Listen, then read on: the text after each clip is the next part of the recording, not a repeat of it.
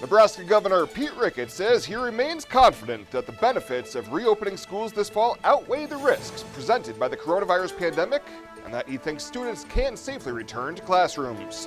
KNEB.TV News starts right now. From your trusted source for news in western Nebraska and eastern Wyoming, this is KNEB.TV News. Presented by Platte Valley Companies, premier provider of financial services. Hello, I'm Ryan Murphy. This is KNEB.TV News, powered by Platte Valley Companies. Thanks for joining me. In our top story, Governor Pete Ricketts was joined by the State Education Commissioner to discuss back-to-school plans by districts across the state and stress the importance of having children back in the classroom environment. Ricketts told reporters in the governor's hearing room, while some kids learn really well in a remote environment, others do not. And so it's important for us to make sure that we're continuing the academic progression of all of our kids. I talked to a special needs mom, and she was talking about this as well. Special needs kids often have to do that in person to get that academic progression to continue. So it's really important from an academic standpoint. Ricketts also said the in-person instruction also helps address a wide variety of children's needs, including socialization, physical and mental health, and nutrition. Education Commissioner Matt Bloomstead said his department has been working closely with districts across the state on fall semester plans to address not only the needs of children, but also the concerns of parents, teachers, and administrators. But I wanted to share a few of the foundational values that we had outlined with Launch Nebraska from the very beginning. Number one, equity, that we want to ensure that students, especially those who have been historically underserved, maintain access to high quality teaching. That's really important. And so in the balance of things, it's important that we're able to do that. And we want quality. While flexibility and innovation have to be continuously pursued, we don't want to step down from that quality. And so it's important that we find ways to continue to improve on the educational opportunities for our students.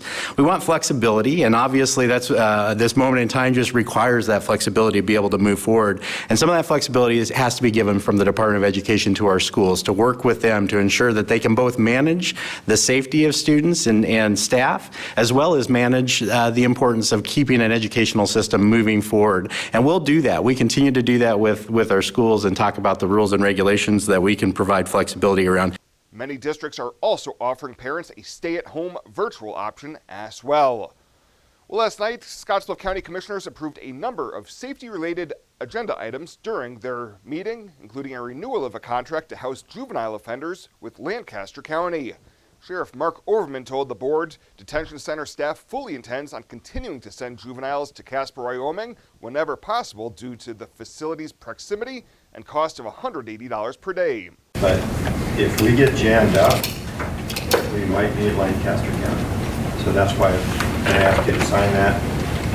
I've examined that. I don't have any problems with it. Looks just like the prior one. Looks like the one that we had with some others.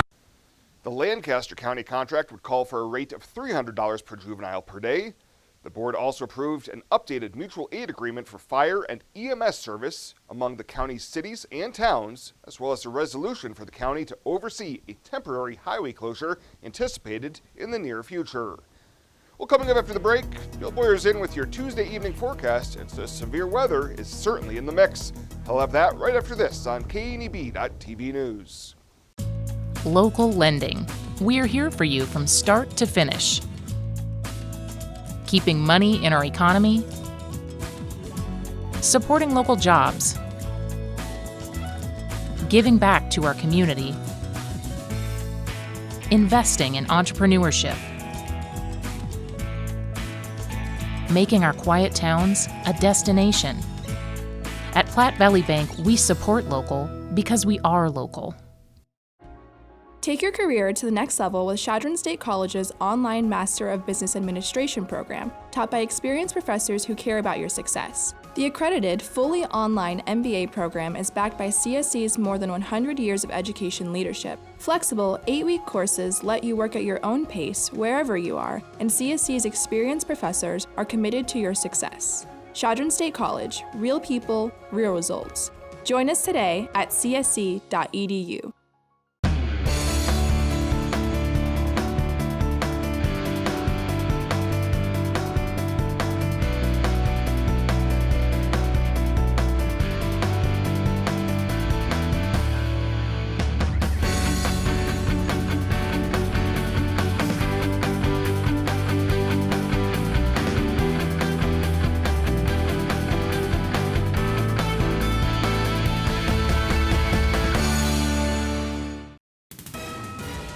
This is KNEB.TV weather from the KNEB Storm Center, your trusted source for weather. We're going to be dealing with a few isolated storms around early this evening and can't rule out one overnight, hit or miss, primarily evening storms. Skies clear out and we start tomorrow sunny again here across the region. We kind of rinse and repeat what we had today. Some strong storms tonight. We'll do another round tomorrow. It's going to dry out Thursday, only in time to heat up for the weekend, and we look downright hot coming up this weekend.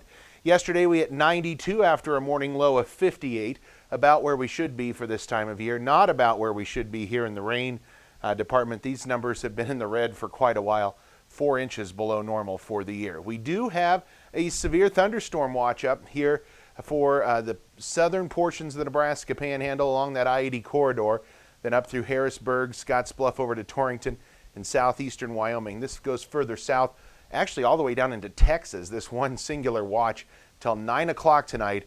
Isolated severe storms are going to be the primary threat. We've already had some strong ones out there already this evening. Temps are in the 70s here in eastern Nebraska. Look at some of these low to 70s out here. Very nice, comfortable there. Upper 80s to near 90 here in our region, and that's where we sit right now. 86 in Alliance. There's an 80 in Mullen. 84 in Kimball. We've had rain falling over here in southeast Wyoming. That's keeping temps down at 73 in Cheyenne. You can see some of those gustier winds, mainly with any of the showers and storms that are developing. Now, we do have the bullseye right in our area for severe weather tonight. As you can see, we have a slight risk of severe storms, really for all that severe thunderstorm watch area, and then further to the east. Again, can't rule out isolated severe storms in this area. I told you it's going to be kind of a rinse and repeat day for tomorrow. Same area under the gun for severe weather, a slightly smaller area right now. Wouldn't expect to see that possibly expand a bit, but again tomorrow, maybe an even slightly better chance of thunderstorms than what we had today.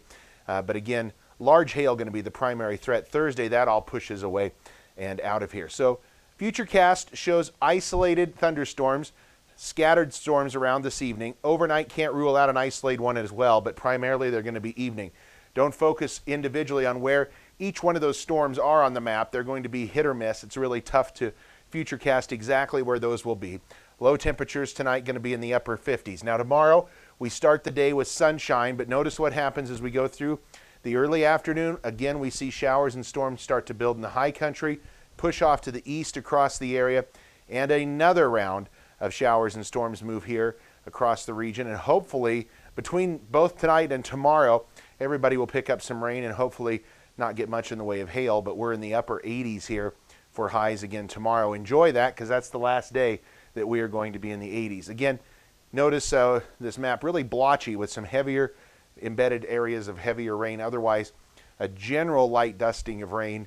If you get under one of the heavier storms, certainly going to have a chance to see more than those that don't. Scattered storms, they're going to be strong, possibly early. Partly cloudy overnight, 58 your low. Light winds, a very comfortable evening. Tomorrow, a very similar day to today. More thunderstorms in the afternoon. Some may be severe.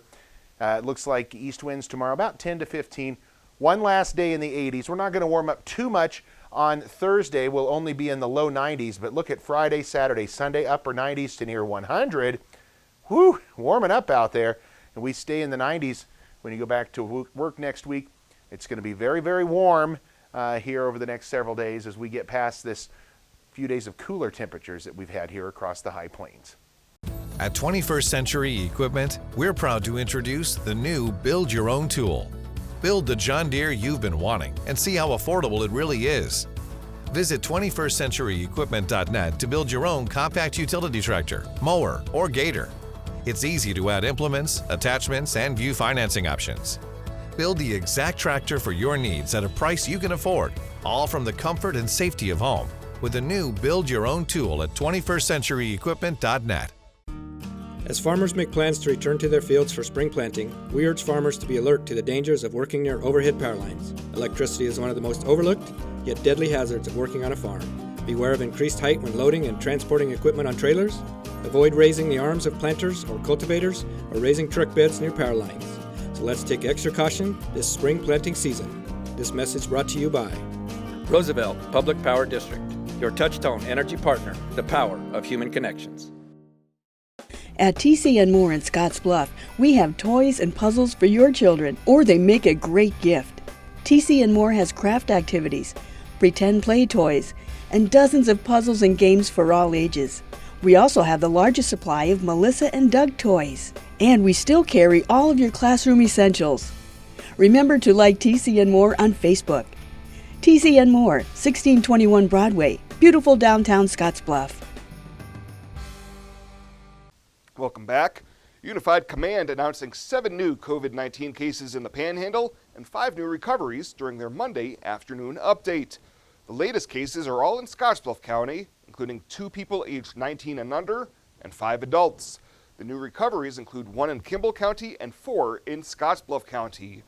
Through Monday evening, the Panhandle has seen 439 positive cases, 6 deaths, 378 recoveries, leaving 55 active cases. Those include 43 in Scottsbluff County and 4 each in Dawes, Cheyenne, and Morrill counties. Well, COVID-19 testing was completed last week for all inmate staff and contract staff at the Wyoming Medium Correctional Institution in Torrington. A total of 935 tests were conducted, and positive results were reported for 2 staff members and 1 contract healthcare staff. There were no positive results reported within the inmate population. That brings the total number of tests completed through YWDOC's mandatory testing process to just over 2,100, and testing began on Monday at the Wyoming Honor Conservation Camp and Boot Camp in Newcastle. Those numbers will be reported when all test results are back. And a new survey of business leaders released Monday suggests that the economy continues to recover in 9 Midwest and Plains states, but businesses are still cutting jobs amid the ongoing impact of the outbreak of the coronavirus. Creighton University economist Ernie Goss says the economy still remains weaker than before the virus outbreak began, but there has been some improvement. We're still not back in terms of jobs from pre-COVID-19 levels, but we're moving in the right direction. This was as good a survey as I think we could have hoped for. We need several more months of above growth neutral readings to really feel good about the regional economy. The overall index for the region improved to 57.4 in July from June's 50.3. Nebraska's index for July rose to 68.6 from 52.6, outpacing all other states in the survey. However, Goss says they expect only slight job gains going forward to offset the approximately 56,000 positions lost in Nebraska since the start of the pandemic. Well, straight ahead, Clay Patton with the Rural Radio Network in with a check-in on TV Ag News. He'll have that in just 90 seconds here on KNEB.TV News.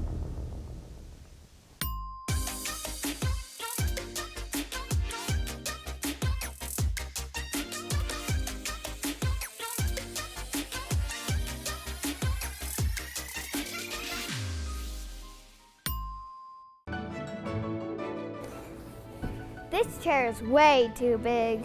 It's perfect for us. This one's tiny. That's 'cause it's mine. Hey, this chair is just right. This bed is way too hard. It's perfect for me. This bed is way too soft. Just what I needed. This bed is just right. So come on over to Leaf Heads. Home buying is filled with decisions. Neighborhood, floor plan, fenced yard. Make one choice that's easy. Start with FNBO first. We'll guide you home.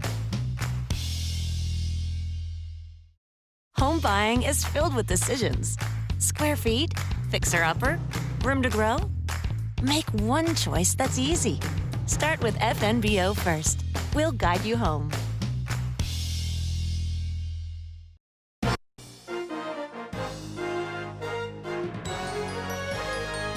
This is KNEB.TV Ag News from the FNBO Ag Desk. FNBO, the great big small bank. It's another segment of Trading Bits and Bytes on the Rural Radio Network. I'm Clay Patton. Thank you to Susan Littlefield for letting me fill in on another great and fun edition.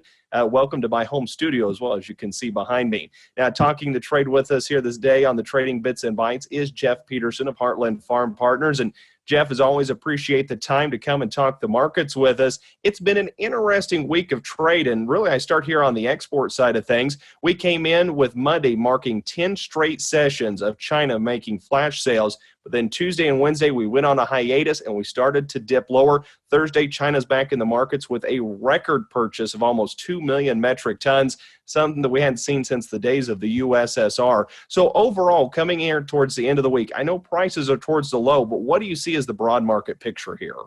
Well, I think the biggest thing we have to think about here is kind of what's the environment we're in. So let's just kind of break that apart, Clay. We know we've got the fund short on the corn side, and this is going to be a rather unique year in which they've held that short all the way through some of our areas through the summer when we've had usually a time when they bought back and reversed their position. We've got them long on the bean side. We'll have to see how long they want to hang on to that side. And then we've overall got crop conditions that's a little bit for everybody. If you're sitting in Iowa and eastern Nebraska, you're going, these conditions are a little dry and I'm not sure what we're going to get for yields. But then across the rest of the country, as we saw in the crop conditions this last week, we saw a nice improvement.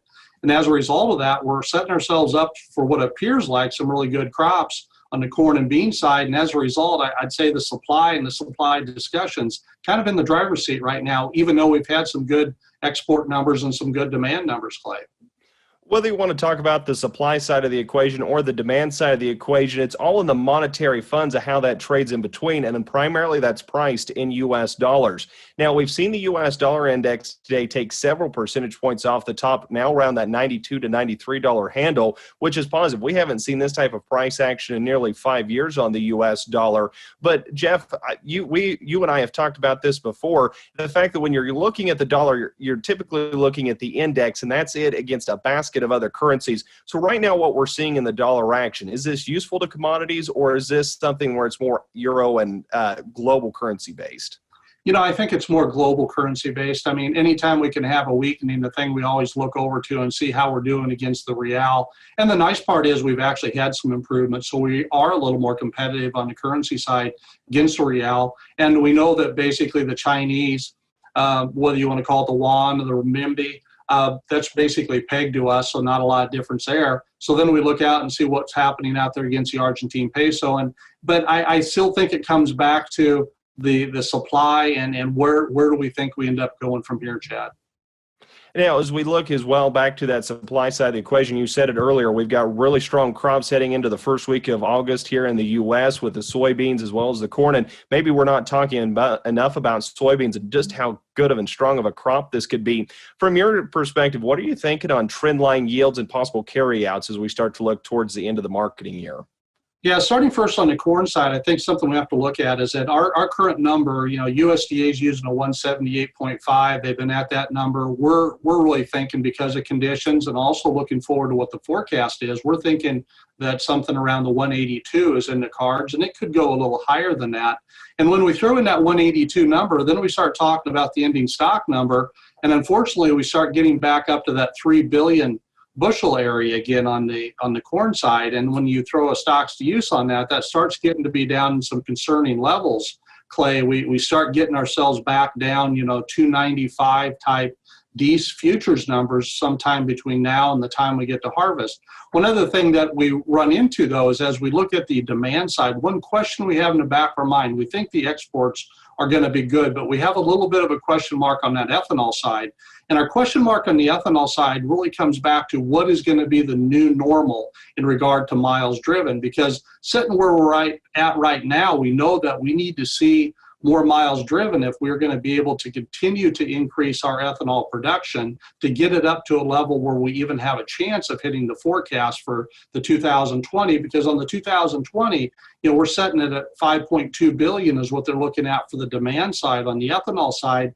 And at our current pace where we're at right now, we wouldn't be able to hit that. So that would then cause the ending stock number to go up a little bit more above that.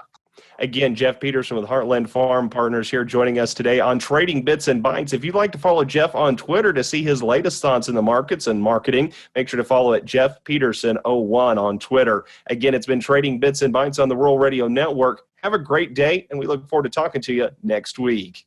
Small business, you're the engine that makes our communities thrive. That's why we're with you, providing more for you, so you can focus on what matters most.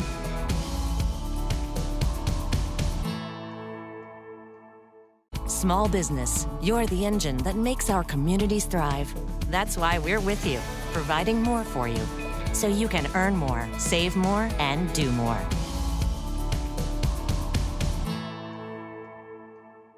As our world has changed, the way we stay connected looks different than before. Even though our communities and classrooms face new challenges and uncertainties, Viera Wireless is here to help your kids keep learning, in the classroom or at home.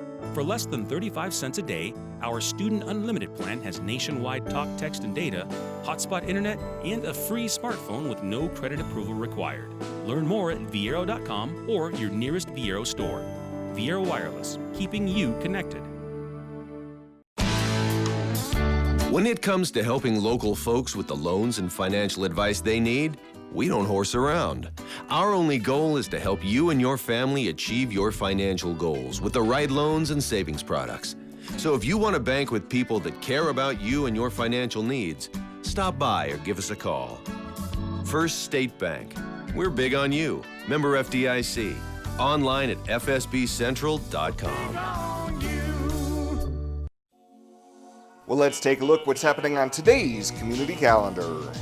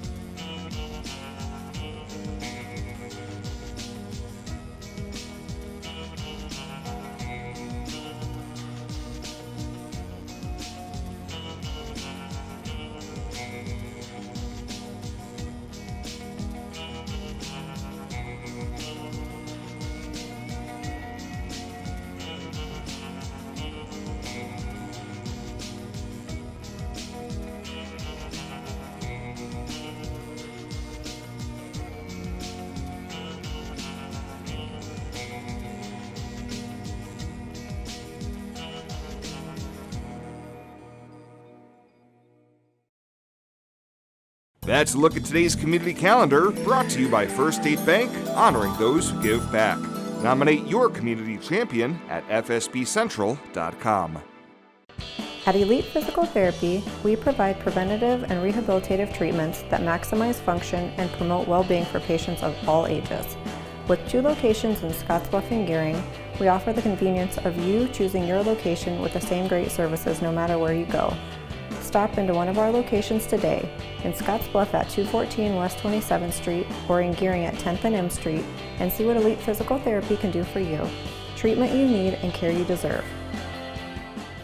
At Platte Valley Bank, we want you to plan for tomorrow while you enjoy today. With our personalized trust and estate planning services, our trust services can help you do just that. When it comes to estate planning, you should seek professional help. And when you do, you should have confidence in the financial institution you choose to handle your trust. At Platte Valley Bank, we pride ourselves in keeping our trust operations local and serving our friends and neighbors. We offer a highly personalized, full line of personal trust and estate planning. Give us a call today and see how our trust services can help you. And finally tonight, the Nebraska Supreme Court has adopted interim rules on live streaming proceedings in Nebraska trial courts. The pilot project is being launched in Dawson County District Court in Lexington. District Judge Jim Doyle says the project is being undertaken to help the courts to fulfill their duty to remain open to the public, even though they have to also be faithful to following the rules to prevent the spread of the COVID-19 pandemic. The idea would be that the schedule for the court for any day of the week would be posted on the district court clerk's website, and then a person who wanted to observe a court proceeding on a given day would navigate to the clerk's website, click on the link that would take you to the court schedule, and that schedule then would have a link to the YouTube live streaming of the court proceedings for that day. Judge Doyle says the idea of using closed-circuit communications within the courthouse is also being explored so the court can do proceedings with people in jail and also provide other places in the courthouse where persons who have an interest in viewing the court proceedings would be able to go to that room and view the court proceedings via the YouTube connection. Well, that does it for us this time. Thank you so much for tuning in. You stay safe out there, and we'll see you here next time.